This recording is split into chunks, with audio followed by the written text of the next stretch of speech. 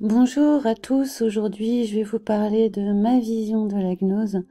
Et avant ça, je voudrais saluer tous les Africains qui arrivent sur Internet ces derniers mois. J'ai l'impression que vous avez mieux accès à Internet et nous on est très heureux en fait de vous accueillir ici et d'entendre un peu ce que vous avez à nous apprendre sur le monde. Donc bienvenue aux Africains. Qu'est-ce que la gnose? Je vais essayer de définir selon mes propres mots ce qu'est la gnose à partir de mes différentes documentations et de mes conversations avec des gnostiques. Gnose, ça veut dire connaissance et connaissance initiatique en l'occurrence, puisqu'on va entrer dans une école pour recevoir la pédagogie d'un maître sur la meilleure façon d'atteindre l'éveil ou l'illumination. Alors ça se produit par la transmission et l'exégèse de textes supposément anciens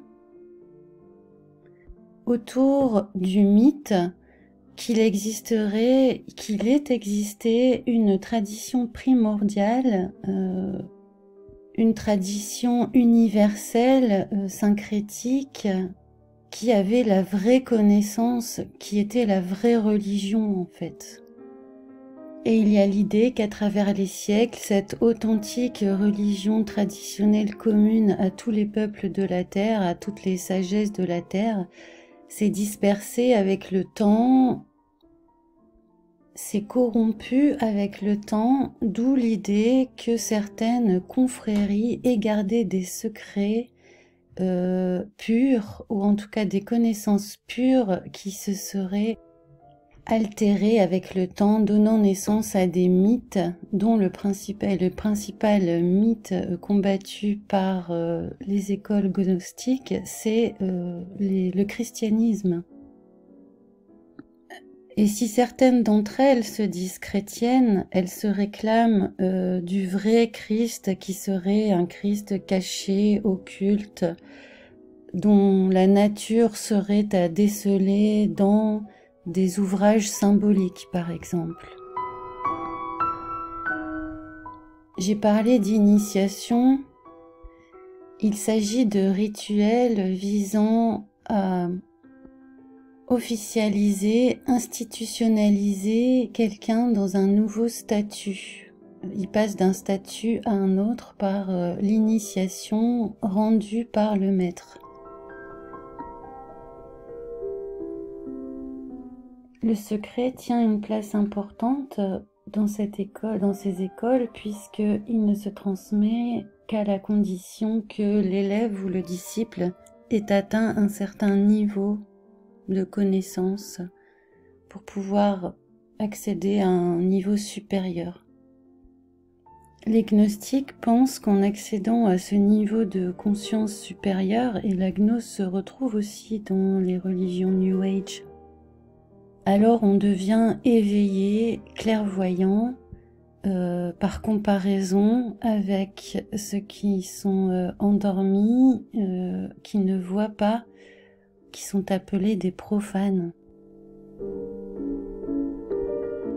La gnose est liée à la science moderne par le biais des mathématiques. Les mathématiques qui sont en usage dans la Kabbale, qui est aussi une initiation. La gnose a reconstitué une sorte de nouveau peuple élu, comme les Hébreux étaient le peuple élu dans l'Ancien Testament. Les gnostiques seraient le nouveau peuple élu de Dieu, Dieu qui élirait ses enfants sur la base de leur connaissance des mystères. La tradition primordiale reconnaît à des personnages mythologiques des attributs qui, de manière déguisée, nous donnent des informations sur des facettes de Dieu. Je crois pouvoir dire que les religions gnostiques ont tout un penchant vers le paganisme, puisqu'il existe des panthéons de dieux Dans les religions gnostiques, on a des branches qui vont se référer à Osiris, tandis que d'autres vont plutôt se référer à Odin. Mais derrière ces différents habits, il y a quelque chose quand même de commun que j'essaye de dégager depuis tout à l'heure. Donc l'idée d'école initiatique, l'idée d'une élite, l'idée d'une œuvre à accomplir aussi, puisqu'il y a des projets sociétaux à chaque fois derrière ces religions.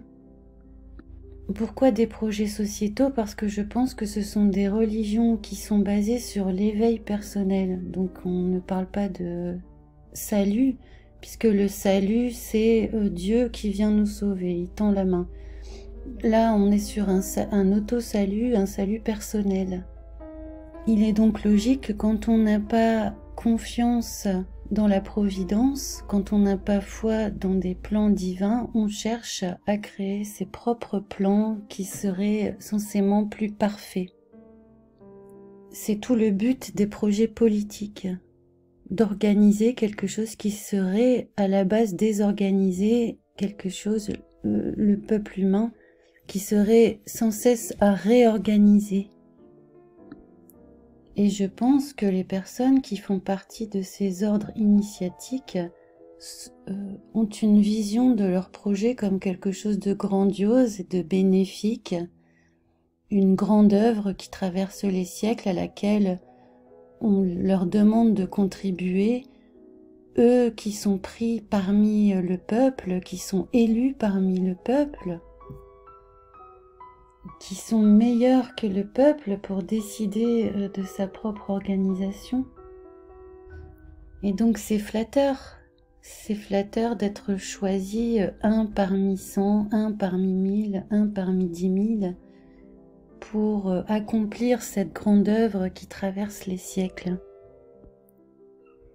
Et moins la population partage cette connaissance, plus grande est le prestige de celui qui est élu pour la recevoir. Il est donc logique que ces connaissances soient gardées et non pas vulgarisées. Alors ce sont en plus des connaissances très discutées qui sont fondées sur des mythologies vraiment particulières, plusieurs mythologies.